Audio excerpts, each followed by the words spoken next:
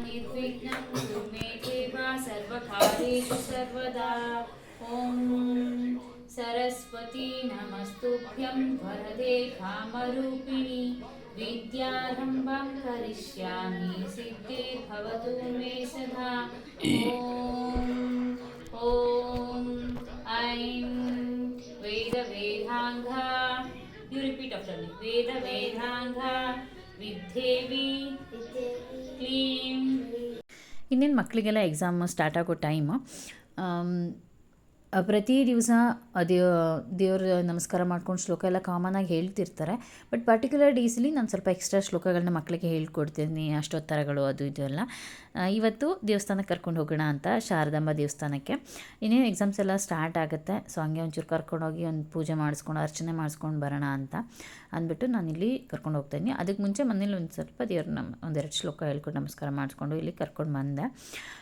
ಚೆನ್ನಾಗಿದೆ ಈ ಟೆಂಪಲ್ಲು. ತುಂಬ ಅಂದರೆ ಒಂಥರ ತುಂಬ ಪೀಸ್ಫುಲ್ ಅನಿಸುತ್ತೆ ನನಗೆ. ನಾನು ಮುಂಚೆ ಒಂದು ಸರಿ ಬಂದಿದ್ದೆ ಡೇ ಟೈಮಲ್ಲಿ, ಬಟ್ ನನ್ನ ಮಕ್ಕಳನ್ನ ಯಾವತ್ತೂ ಕರ್ಕೊಂಡು ಬಂದಿರಲಿಲ್ಲ. ಹಾಗಾಗಿ ಇವತ್ತು ಕರ್ಕೊಂಡು ಹೋಗೋಣ ಅಂತಂದ್ಬಿಟ್ಟು ಕರ್ಕೊಂಬಂದೆ ಅಷ್ಟೇ.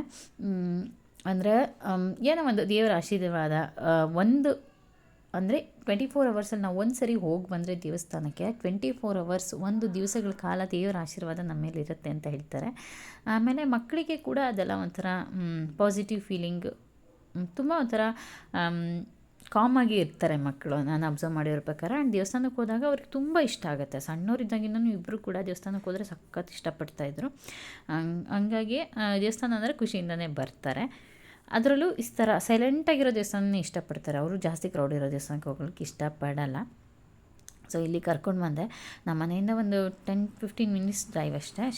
ಶೇಷಾದ್ರಿಪುರ ಮೇನ್ ರೋಡಲ್ಲಿ ಇದೆಲ್ಲ, ಅದು ಎಲ್ಲ ವೆಹಿಕಲ್ ಶೋರೂಮ್ ಇದೆಲ್ಲ ಆ ರೋಡಲ್ಲಿ. ಸಖತ್ತಾಗಿದೆ, ಒಂದ್ಸರಿ ಹೋಗಿ ಬನ್ನಿ. ಆ್ಯಕ್ಚುಲಿ ಡೇ ಟೈಮಲ್ಲಿ ಹೋದರೂ ಕೂಡ ಸುತ್ತಮುತ್ತ ಇರೋ ಸರೌಂಡಿಂಗ್ ಪ್ಲ್ಯಾಂಟ್ಸ್ ಎಲ್ಲ ಹಾಕಿರೋದ್ರಿಂದ ತುಂಬ ಖುಷಿಯಾಗುತ್ತೆ. ತುಂಬ ಡಿಫ್ರೆಂಟ್ ಆಗಿದೆ. ಎಷ್ಟೊತ್ತು ಬೇಕಾದ್ರೆ ಸಮಾಧಾನ ಕೂತು ದೇವಸ್ಥಾನದ ಹತ್ರ ಹೋಗಿ ಬರ್ಬೋದು. ಆ್ಯಂಡ್ ಚೆನ್ನಾಗಿದೆ ವೈಬ್ ಕೂಡ. ಬಟ್ ನನಗೆ ಸಮ್ವೇರ್ ಅಂದರೆ ಎಲ್ಲೋ ಒಂದು ಕಡೆ ಅನ್ನಿಸ್ತು, ಕೆಲವು ಕಡೆ ತುಂಬ ಮಡಿ ಅಂತ ಮಾಡ್ತಾರಲ್ಲ, ಅದು ಇಲ್ಲಿ ಇಷ್ಟ ಆಗಲಿಲ್ಲ. ತುಂಬ ದೂರ ಇದೆ ದೇವ್ರಿಗೂ ನಮಗೂ ನಿಲ್ಲಕ್ಕೆ. ಅಲ್ಲೊಂದು ಬೆಂಚನ್ನು ನನ್ನ ಮಗ ಜಸ್ಟ್ ಟಚ್ ಮಾಡೋದಕ್ಕೂ ಅವರು ಅಂತ ಬೇರೆ ಥರನೇ ನೋಡಿಕೊಂಡ್ರು. ಸೊ ಅದೊಂದು ಬೇಜಾರಾಯಿತು. ಬಟ್ ಇಟ್ಸ್ ಓಕೆ, ದೇವಸ್ಥಾನಕ್ಕೆ ಹೋಗಿದ್ದು ಖುಷಿ ಇದೆ ಅಲ್ಲ ಅಂತಂದ್ಬಿಟ್ಟು. ಆ್ಯಂಡ್ ಹಾಗೆ ಇದು ನೆಕ್ಸ್ಟ್ ಡೇ ಮಾರ್ನಿಂಗ್ ವ್ಲಾಗ್ನ ಕಂಟಿನ್ಯೂ ಮಾಡ್ತಾಯಿದ್ದೀನಿ. ನನ್ನ ಮಗ ಏನೋ ಹೇಳ್ತಾ ಇದ್ದೆ, ಅದಕ್ಕೆ ಮಾತಾಡ್ತಾಯಿದ್ದೆ. ಪೂರಿ ಮಾಡ್ತಾಯಿದ್ದೆ. ಆ್ಯಕ್ಚುಲಿ ನಾನು ಪೂರಿ ತುಂಬ ಕಡಿಮೆ ಮಾಡೋದು. ಪೂರಿ ಮಾಡಿದಾಗೆ ವಿಡಿಯೋ ಮಾಡಿರ್ತೀನಿ. ಹಾಗಾಗಿ ಬಿಸಿಲು ವಿಡಿಯೋ ನೋಡಿದವರು ಪದೇ ಮಾಡ್ತಿರ್ತಾರೆ ಅನ್ಕೋಬೋದು. ಏನು ಮಂತ್ಲಿ ಒಂದು 2 ಸರಿ ಮಾಡೋದು ಡೌಟ್ ನಾನು. ಹಾಗೆ ಗೋಧಿ ಪಾಯಸ ಮಾಡಿದ್ದೆ. ಸೊ ಬೆಳಗ್ಗೆನೇ ಯಾಕೋ ತುಂಬ ದಿವಸ ಆಗಿತ್ತು ಮಾಡಿರಲಿಲ್ಲ, ಹಾಗಾಗ್ಬಿಟ್ಟು. ಆ್ಯಂಡ್ ಪೂರಿನೂ ಅಷ್ಟೇ ಸ್ವಲ್ಪನೇ ಕಲಸಿ ಮಾಡಿದ್ದು. ಯಾಕೋ ಇವತ್ತು ನಮ್ಮ ಯದುವೀರ್ ಕೂಡ ಇಷ್ಟ ಆಗಿಬಿಡ್ತು ಪೂರಿ. ಮತ್ತು ಸಂಜೆ ಕೂಡ ಕೇಳ್ತಿದ್ದ, ಅಮ್ಮ ನನಗೆ ಪೂರಿ ಬೇಕು ಅಂತ. ಸದ್ಯಕ್ಕೆ ಒಂದು 3 ಪೂರಿ ಆಗೋಷ್ಟು ಹಿಟ್ಟು ಉಳಿದಿತ್ತು ಅಂತ ಎತ್ತಿಟ್ಟಿದ್ದೆ ಫ್ರಿಜ್ಜಲ್ಲಿ. ಸೊ ಅದನ್ನು ಮತ್ತೆ ಸಂಜೆಗೆ ಅವನಿಗೆ ಪೂರಿ ಮಾಡಿ ಕೊಟ್ಟೆ. ನೀಟಾಗಿ ಕ್ಲೀನ್ ಮಾಡು, ಚೂರು ಡಸ್ಟ್ ಇರಬಾರ್ದು.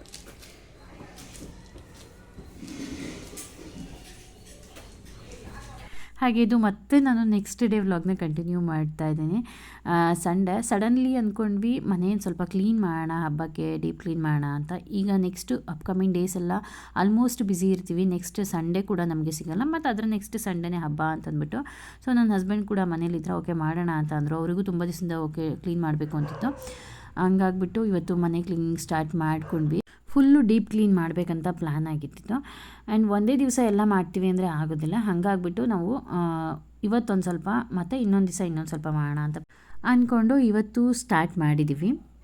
ಎಸ್ ಫ್ರೆಂಡ್ಸ್, ಸೊ ಈಗ ಆಲ್ಮೋಸ್ಟ್ ನಮ್ಮದು ಏನಂತಂದರೆ ಆ ಬೆಡ್ರೂಮು, ಸೊ ನಮ್ಮ ಬೆಡ್ರೂಮ್ ಒಂದು ಆ್ಯಂಡ್ ವರಂಡಾ ಮತ್ತು ಹಾಲ್ ಕಂಪ್ಲೀಟ್ ಕ್ಲೀನ್ ಆಯಿತು, ಡೀಪ್ ಕ್ಲೀನು. ನನ್ನ ಹಸ್ಬೆಂಡ್ ಜೊತೆ ಕ್ಲೀನಿಂಗ್ ಸ್ಟಾರ್ಟ್ ಮಾಡಿದ್ವಿ ಅಂತಂದರೆ ಸೊ ಇಂಚು ಬಿಡಲ್ಲ, ಅಷ್ಟು ನೀಟಾಗಿ ಕ್ಲೀನ್ ಮಾಡ್ತಾರೆ. ಜೊತೆಗೆ ನಾವು ಜಾಯಿನ್ ಆಗ್ತೀವಿ. ಸೊ ನಾನು ಒಬ್ಬಳೇ ಮಾಡ್ತೀನಿ ಅಂದರೆ ಖಂಡಿತ ಇಷ್ಟೊಂದು ಕ್ಲೀನ್ ಮಾಡೋಕ್ಕಾಗ್ತಿರಲಿಲ್ಲ. ಸೊ ಅವರು ನಾನು ಸೇರಿಕೊಂಡು ಅರೌಂಡ್ 10-10:30ಗೆ ಸ್ಟಾರ್ಟ್ ಮಾಡಿದ್ವಿ ಅನಿಸುತ್ತೆ. 1:30-2ಗೆಲ್ಲ ಮುಗೀತು. ಕಂಪ್ಲೀಟ್ ಡೀಪ್ ಕ್ಲೀನ್ ಆಯಿತು. ಒಂದೇ ದಿವಸ ಎಲ್ಲ ಮಾಡಿದ್ರೆ ಕಂಪ್ಲೀಟ್ ಸ್ಟ್ರೆಸ್ ಆಗುತ್ತೆ ಅಂತ ಅಂದ್ಬಿಟ್ಟು ನಾವೇನು ಮಾಡಿದ್ವಿ, ಸೊ ಪಾರ್ಟ್ ಮಾಡಿಕೊಂಡು ಇವತ್ತು ಬೆಡ್ರೂಮು ವರಂಡಾ ಹಾಲ್ ಕಂಪ್ಲೀಟ್ ಕ್ಲೀನ್ ಮಾಡಿದ್ವಿ. ಇನ್ನೊಂದು ದಿವಸ ಟೈಮ್ ಮಾಡಿಕೊಂಡು ಇನ್ನು ಮಿಕ್ಕಿದ್ದೆಲ್ಲ ಕ್ಲೀನ್ ಮಾಡೋದು. ಈಗ ಟೈಮ್ ಬಂದುಬಿಟ್ಟು ಈವ್ನಿಂಗ್ 5:30. ನಮ್ಮ ಮನೆ ಒಳಗಡೆ ಬಿಸಿಲು ಬೆಳಕು ಎಲ್ಲ ಹೆಂಗಿದೆ ನೋಡಿ. ಇದು ಕರ್ಟನ್ಸ್ ಎಲ್ಲ ತೆಗೆದ್ಬಿಟ್ಟು ವಾಶ್ ಮಾಡಿದ್ದೀನಿ.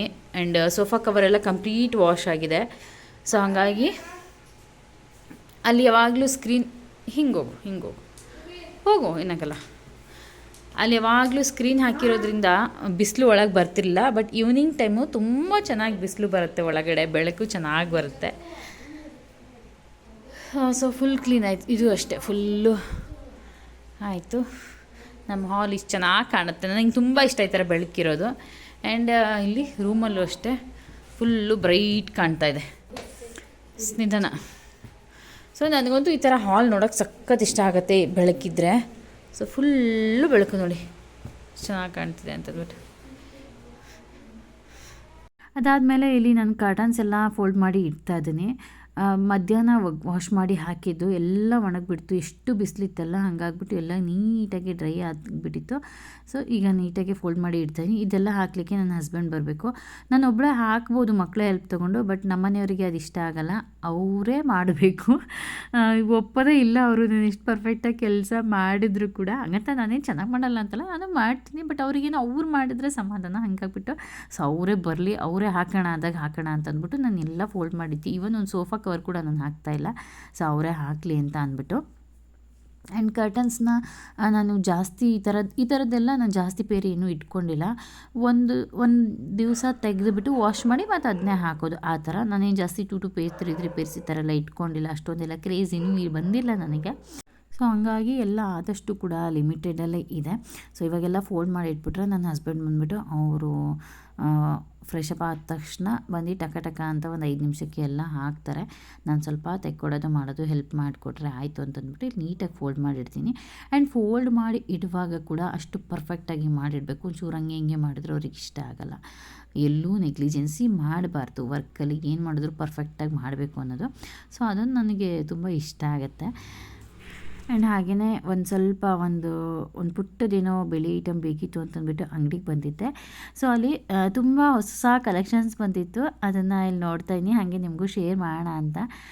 ತುಂಬ ಚೆನ್ನಾಗಿತ್ತು, ಡಿಫ್ರೆಂಟಾಗಿರೋಂಥ ಕಲೆಕ್ಷನ್ಸ್ ಎಲ್ಲ ಪುಟ್ಟದಾಗಿ ಕುಂಕುಮರ್ಣಿಗಳು ಅದು ಇದು ಎಲ್ಲ. ನಾನು ಹೋದಾಗೆಲ್ಲ ಹೊಸದೇನಾದರೂ ಇದ್ರೆ ಒಂದು ತೋರಿಸ್ತಾನೇ ಇರ್ತಾರೆ, ಅಕ್ಕ ಇದು ನೋಡಿ ಅಂತಂದ್ಬಿಟ್ಟು. ನಮಗೆ ಪರಿಚಯದ ಅಂಗಡಿನೇ, ನಮ್ಮ ಕಾಂಪ್ಲೆಕ್ಸಲ್ಲಿ ಇರೋ ಶಾಪ್ ಇದು. ಸೊ ಹಂಗಾಗಿ ನಿಮಗೂ ತೋರಿಸೋಣ ಅಂತಂದ್ಬಿಟ್ಟು. ನೋಡಿ ಎಷ್ಟು ಚೆನ್ನಾಗಿ ಬಂದಿದ್ದಾವೆ ಕುಂಕುಮರ್ಣಿ ಡಿಸೈನ್ಗಳೆಲ್ಲ. ಈ ಸರಿ ತುಂಬ ವೆರೈಟೀಸ್ ಇತ್ತು, ತುಂಬ ಕಡಿಮೆ ಗ್ರಾಮಿಂದನೂ ಇತ್ತು. ಗಿಫ್ಟಿಂಗ್ ಕೊಡೋದಕ್ಕೆಲ್ಲ ಸೊ ಬೆಸ್ಟ್ ಅಂತಲೇ ಹೇಳ್ಬೋದು. ಸೊ ಇನ್ನು ಮುಂದೆ ತೋರಿಸ್ತೀವಿ ನೋಡಿ. ತುಂಬ ಪುಟ್ಟ ಅಮೌಂಟ್ ಗಿಫ್ಟ್ ಕೊಡೋಕ್ಕೆ ಕೂಡ ಏನಾದರೂ ಬರೀ ಕ್ಯಾಶ್ ಕೊಡೋಕ್ಕೆ ಇಷ್ಟ ಇಲ್ಲ, ಅಥವಾ ಏನಾದರೂ ಗಿಫ್ಟ್ ಐಟಮ್ಸ್ ಕೊಡೋಕ್ಕೆ ಇಷ್ಟ ಇಲ್ಲ ಅನ್ನೋರು ಈ ಥರ ಪುಟ್ಟ ಗಿಫ್ಟ್ ಐಟಮ್ಸಿಗೆ ಆರಾಮಾಗಿ ಹೋಗ್ಬೋದು. ಬಂಗಾರ ಅಂತೂ ತುಂಬ ಎಕ್ಸ್ಪೆನ್ಸಿವ್, ಬಟ್ ಬೆಳ್ಳಿದು ಈ ಥರ ಎಲ್ಲ ಗಿಫ್ಟ್ಸ್ನ ಖಂಡಿತ ಕೊಡ್ಬೋದು. ಸೊ ಇದಿಷ್ಟು ಬಂದ್ಬಿಟ್ಟು ಇಷ್ಟು ಡಿಸೈನ್ಸ್ ತಿಂದು ಕುಂಕುಮರ್ಣಿ ಬೌಲ್ಗಳು ಪುಟ್ಟದಂದರೆ ಒಂದು 10-20 ಗ್ರಾಮಿಂದನೂ ಸ್ಟಾರ್ಟ್ ಆಗಿ ಅರೌಂಡ್ 65, 70, 80 ಗ್ರಾಮ್ ತನಕನೂ ಸಿಗುತ್ತೆ. ಸೊ ಅದರ ಥಿಕ್ನೆಸ್ಸು ಆಮೇಲೆ ಸೈಜ್ ಮೇಲೆ, ಗ್ರಾಮ್ ವೇಟೇಜ್ ಮೇಲೆ ಹೋಗುತ್ತೆ. ಆ್ಯಂಡ್ ಈಗ ನೋಡ್ತಿದ್ರೆ ಇದೆಲ್ಲ ನೋಸ್ ಪಿನ್ಸ್ ಎಷ್ಟು ಚೆನ್ನಾಗಿದೆ ನೋಡಿ ಡಿಸೈನ್ಸು. ನನಗೆ ಅಷ್ಟೊಂದೇನು ಕ್ರೇಜ್ ಇಲ್ಲ ನೋಸ್ ಪಿನ್ಸ್ ಮೇಲೆ, ಬಟ್ ಇದು ನೋಡಿದ್ಮೇಲೆ ತುಂಬ ಇಷ್ಟ ಆಯಿತು. Different designs. ಇದನ್ನು ಕೂಡ ಗಿಫ್ಟಿಂಗ್ ಪರ್ಪಸಿಗೆ ಆರಾಮಾಗಿ ಯೂಸ್ ಮಾಡ್ಬೋದು.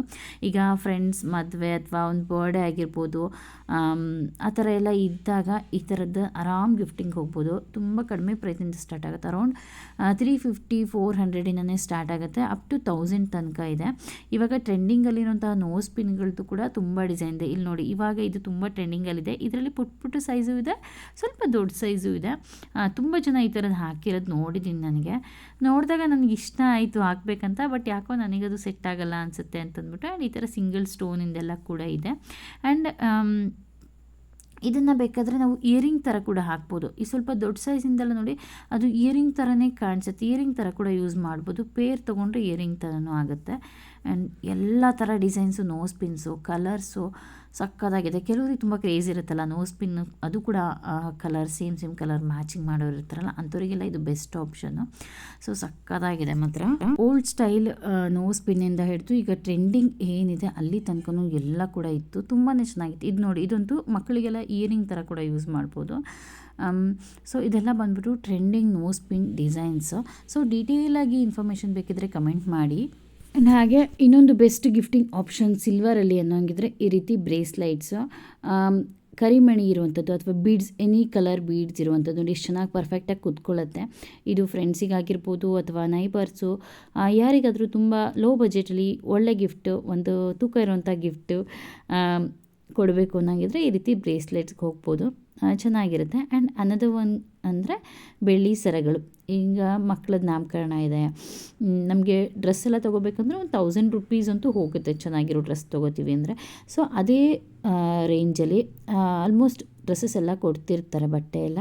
ಸೊ ನಾವು ಏನಾದರೂ ಬೇರೆ ಕೊಡ್ಸೋಣಾಗಿದ್ರೆ ಈ ರೀತಿ ಬೆಳ್ಳಿ ಸರಗಳಿಗೆ ಹೋಗ್ಬೋದು. ಇದು ಅರೌಂಡ್ 900ಇಂದ 1200 ತನಕ ಬೀಳುತ್ತೆ. ಚೆನ್ನಾಗಿರೋ ಸರ ಬರುತ್ತೆ. ಮಕ್ಕಳಿಗೆ ಪ್ರತಿ ದಿವಸ ಕತ್ತಲ್ಲಿ ಸರ ಹಾಕಿ ಬಿಡ್ಬೋದು. ತುಂಬ ಒಳ್ಳೊಳ್ಳೆ ಡಿಸೈನ್ ಸರಗಳು ಇಲ್ಲಿದೆ. ಸೊ ಸ್ವಲ್ಪ ತಿಕ್ಕಾಗಿರೋದು ಬೇಕು ಅಂದರೆ ಅದು, ಅಥವಾ ತುಂಬ ತೆಳ್ಳಗಿರೋದು ಬೇಕು ಅಂದರೆ ಎಲ್ಲ ಥರ ಇತ್ತು. ಮಾತ್ರ ತುಂಬ ಖುಷಿ ಆಯಿತು. ನಾನಂತೂ ನನ್ನ ಮಕ್ಕಳು ಸಣ್ಣವರಿದ್ದಾಗ ನಮ್ಮ ಮನೆಯವರಂತೂ ಯಾವುದು ಇಷ್ಟ ಆಗುತ್ತೆ ಅದು ತೊಗೊಂಬಂದು ಹಾಕಿಬಿಡೋರು. ಸೊ ಇವ್ರ ಅಂಗಡಿಲಿ ಯಾವಾಗಲೂ ಈ ಥರ ಕಲೆಕ್ಷನ್ ಜಾಸ್ತಿ ಇರುತ್ತೆ. ಇದು ಹೋಲ್ಸೇಲ್ ಶಾಪು ಇದು ಬಂದುಬಿಟ್ಟು, ಹಾಗಾಗಿ. ಆ್ಯಂಡ್ ಇಲ್ಲಿ ನೋಡಿ, ಇಲ್ಲಿ ತೋರಿಸ್ತಾ ಇದ್ದೀನಿ ನೋಡಿ, ಈ ರೀತಿ ಎಲ್ಲ ಇದೆ. ಯಾವುದು ಚುಚ್ಚತ್ತೆ, ಮಕ್ಕಳಿಗೆ ಇರಿಟೇಟ್ ಆಗುತ್ತೆ ಅನ್ನೋ ಥರ ಏನು ಡಿಸೈನ್ಸ್ ಯಾವುದೂ ಇರೋಲ್ಲ. ನಮಗೆ ಯಾವ್ದು ಕಂಫರ್ಟಬಲ್ ಅನಿಸುತ್ತೆ ಆ ಥರದ್ದು ತೊಗೋಬೋದು. And one more gift option ಅಂದರೆ ಇರುತ್ತೆ ಆ್ಯಂಕ್ಲೆಟ್ಸ್. ಇದು ಬೀಡ್ಸ್. ಇದರಲ್ಲಿ ಒಂದು 2 ಟೈಪ್ ಬರುತ್ತೆ, ಒರಿಜಿನಲ್ ಬೇರೆ, ಬಾಕ್ಸ್ ಪೀಸ್ ಬೇರೆ ಅಂತ. ಬಾಕ್ಸ್ ಪೀಸ್ ಬಂದುಬಿಟ್ಟು 400-500ಗೆಲ್ಲ ಸಿಗುತ್ತೆ. ಒರಿಜಿನಲ್ ಬಂದುಬಿಟ್ಟು ಇದು ಕೂಡ ಅರೌಂಡ್ 800,000 ಎಬೋನೇ ಇರುತ್ತೆ. ಆ್ಯಂಡ್ ಹಾಗೆ ಮತ್ತು ಇನ್ನೊಂದು ಬೆಸ್ಟ್ ಗಿಫ್ಟಿಂಗ್ ಆಪ್ಷನ್ ಅಂದರೆ ಬಂದುಬಿಟ್ಟು ಫಿಂಗರ್ ರಿಂಗ್ಸ್. ಸೊ ಇದ್ರಲ್ಲಿ ಕೂಡ ತುಂಬ ಕಲೆಕ್ಷನ್ಸ್ ಇತ್ತು. ಈಗ ನೋಡ್ತಿದ್ದೀರಲ್ಲ ಈ ಥರದ್ದು.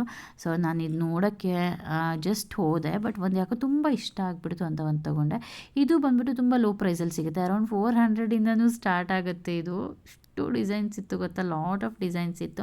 ಸೊ ನಿಮಗೆ ಯಾರಿಗಾದರೂ ಹೆಲ್ಪ್ ಆಗ್ಬೋದು ಅಂತಂದ್ಬಿಟ್ಟು ತೋರಿಸ್ತಾ ಇದ್ದೀನಿ ಅಷ್ಟೇ.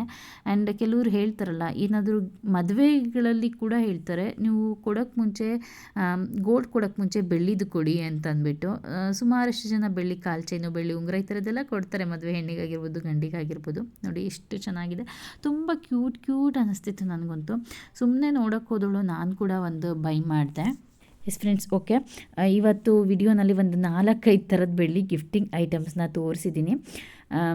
ಖಂಡಿತ ವಿಡಿಯೋ ಇಷ್ಟ ಆಗಿರುತ್ತೆ ಅಂದ್ಕೊಳ್ತೀನಿ. ವಿಡಿಯೋ ಇಷ್ಟ ಆದರೆ please do like, share and subscribe. ಹಾಗೆಯೇ ಶಾಪ್ ಡೀಟೇಲ್ಸ್ ಆಗಿರ್ಬೋದು ಅಥವಾ ನಿಮಗೆ ಯಾವುದೇ ರೀತಿಯ ಡೌಟ್ಸ್ ಇದ್ದರೂ ಕೂಡ ಕಮೆಂಟ್ ಮಾಡಿ ಕೇಳಿ, ನಾನು ಖಂಡಿತ ತಿಳಿಸ್ಕೊಡ್ತೀನಿ. ಓಕೆನಾ? ಸೊ ಇದೇ ಥರ ವಿಡಿಯೋ ಬೇಕಿದ್ದರೂ ಕೂಡ ಹೇಳಿ, ಇನ್ನೂ ಜಾಸ್ತಿ ವಿಡಿಯೋಸ್ನ ಮಾಡಿ ಖಂಡಿತ ನಿಮಗೆ ಇನ್ಫಾರ್ಮೇಷನ್ನ ಶೇರ್ ಮಾಡ್ತೀನಿ.